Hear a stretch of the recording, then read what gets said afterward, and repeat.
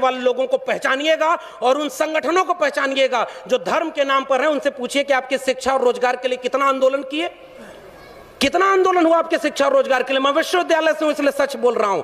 आखिरी बात, स्वास्थ्य व्यवस्था उस राष्ट्र की सबसे बड़ी जरूरत थी ना। पहले के जमाने में कहा जाता था कि 3 चीजें एक जिंदगी की सबसे बड़ी जरूरत हैं, रोटी, कपड़ा, मकान। इंसान होने की सबसे बड़ी जरूरत क्या है? हमारे पुरखों ने आत्मसम्मान आंदोलन चलाया, पेरियार ईवी रामास्वामी नायकर ने सेल्फ डिग्निटी मूवमेंट चलाया, उसके बाद डॉक्टर अंबेडकर ने कहा आत्मसम्मान से जीना, जिंदगी लंबी नहीं बड़ी होनी चाहिए। और ऐसे पुरखों के वारिसों को कहा जा रहा है कि अपने आत्मसम्मान से समझौता कर लो, क्योंकि हमने डॉक्टर अंबेडकर की लंबी सी मूर्ति बना दी है और उसमें माला चढ़ा रहे हैं। स्वास्थ्य व्यवस्था, आखिरी बात कहकर के आपसे विदा लूंगा। कोरोना आया, दुनिया जब कोविड से लड़ रही थी, हमारे यहां कहा जा रहा था गोबर ले लो, गौमूत्र पी लो, कोरोना दूर हो जाएगा। मैं एक सवाल पूछता हूं, आप जिस धर्म की किताबों के नाम पर नफरत फैलाते हैं, आप जाइए और अमेरिका में बोलिए कि हमारे यहां कुछ लोग ये बात कहते हैं कि महाभारत काल में इंटरनेट था, हम नाली के गैस से चाय बनाते थे। दुनिया जब विज्ञान और चेतना की बात कर रही है, आप अपनी पीढ़ियों को मूर्ख बना रहे हैं। आप उन्हें धर्म के नाम पर 20, 25 साल, 30 साल पीछे ले जा रहे हैं। अमेरिका में जाकर इस देश के प्रधानमंत्री कहते हैं कि हम युद्ध के नहीं बुद्ध के देश हैं, और यहां भारत में आकर के बुद्ध के खिलाफ युद्ध छिड़े हुए हैं। हमें वो बात सच कहनी होगी। और उस समय जो दुनिया में क्या हो रहा था, दुनिया कोविड से लड़ रही थी। आपके सामने जो दूसरा सबसे बड़ा खतरा है, वही इशारा करके जा रहा हूं। आपके सारे public funded education, public funded sector, Ambani और अडानी जो दोस्त चुनाव लड़वाते हैं ना, उनके हाथों बेच दिया गया है। आपके हाथ में कुछ बचा नहीं है। और वही बेचने के लिए आज कहा जा रहा है कि हम मौद्रीकरण कर रहे हैं। इस देश में यहां का मुख्यमंत्री दिल्ली में प्रचार कराता है, जिसके जेब में पैसा है वो अपना प्रचार कराते जाओ।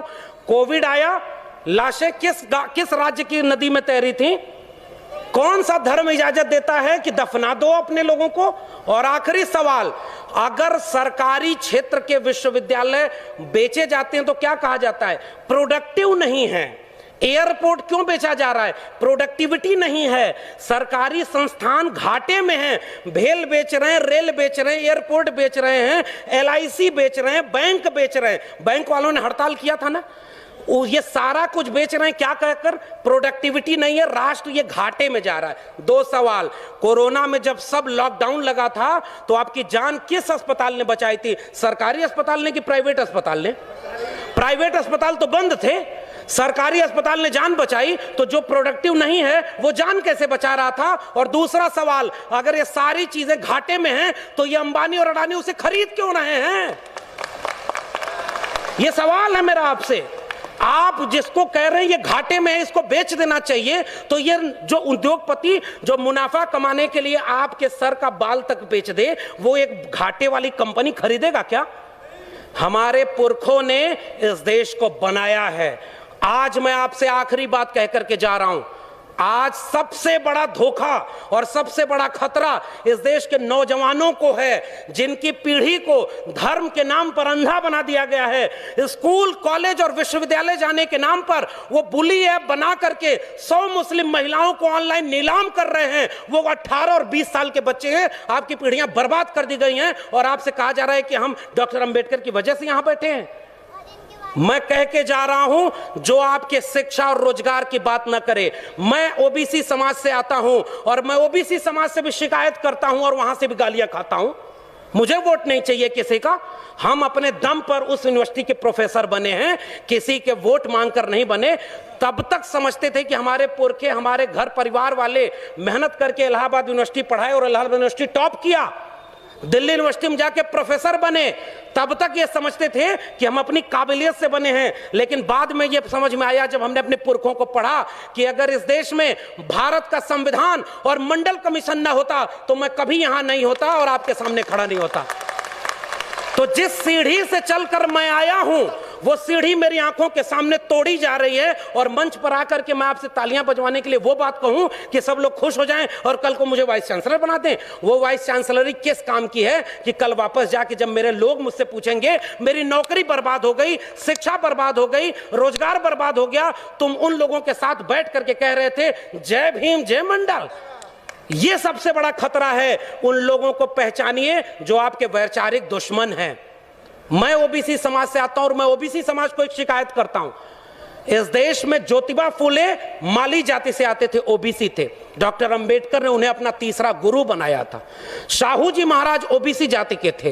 पेरियार चरवाहा समाज के थे। ओबीसी घरों में इनकी तस्वीरें नहीं है। शिवदयाल सिंह चौरसिया 1928 में बिहार में और उत्तर प्रदेश में आदि हिंदू सभा बनाए, और जब हिंदू लोगों ब्राह्मणों के पास गए और उनसे कहे कि मैंने आदि हिंदू सभा बनाया है, इसकी मेंबरशिप ले लो, तो ब्राह्मणों ने कहा हम हिंदू थोड़े ही हैं, हम तो आर्य हैं। तब चौरसिया साहब खड़े हुए और उन्होंने वो पर्चा फाड़ के कहा, जब तुम हिंदू हम हिंदू, हम तो ये समझते थे दोनों एक हैं, और जब तुम हिंदू नहीं तो हम भी हिंदू नहीं। और उन्होंने उसका नाम बदल कर कहा depressed classes league, backward classes league. 1948 में उसका लखनऊ में सेमिनार कराया और उसकी अध्यक्षता करने के लिए पेरियार और डॉक्टर अंबेडकर को बुलाया, तब जाके बहुजन एका बनी थी। बस खतरा यह है कि उन लोगों को पढ़ने नहीं दिया गया। पनवाड़ी घरों में शिवदयाल सिंह चौरसिया का नाम नहीं है। मेरे अपने यादव घरों में पेरियार ललई सिंह यादव का नाम नहीं है। पेरियार ललई सिंह यादव ने क्या कहा था, मैं उनकी बात कह के रहा हूं। बलिदान न सिंह का होते सुना, बकरे बलिवेदी पर लाए गए, न काटे टेढ़े पादप गए, सीधों पर आरे चलाए गए, विषधारी को दूध पिलाया गया, विषहीन सदा तड़पाए गए। ये कहा था पेरियार ललई सिंह यादव ने।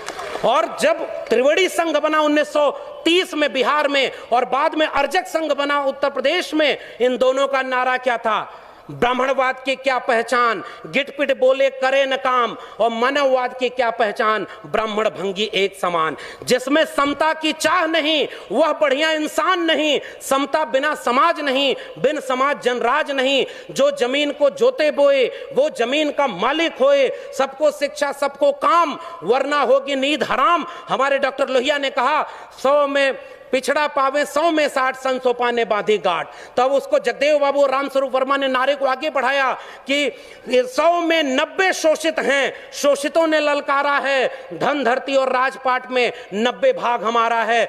10 का शासन 90 पर नहीं चलेगा, नहीं चलेगा। जो जमीन को जोते बये वो जमीन का मालिक होए, और राष्ट्रपति हो या भंगी की संतान, सबको शिक्षा एक समान, सबको शिक्षा सबको काम, वरना होगी नींद हराम। और सबको शिक्षा दे न सके जो, वो सरकार निकम्मी है, और जो सरकार निकम्मी है वो सरकार बदलनी है।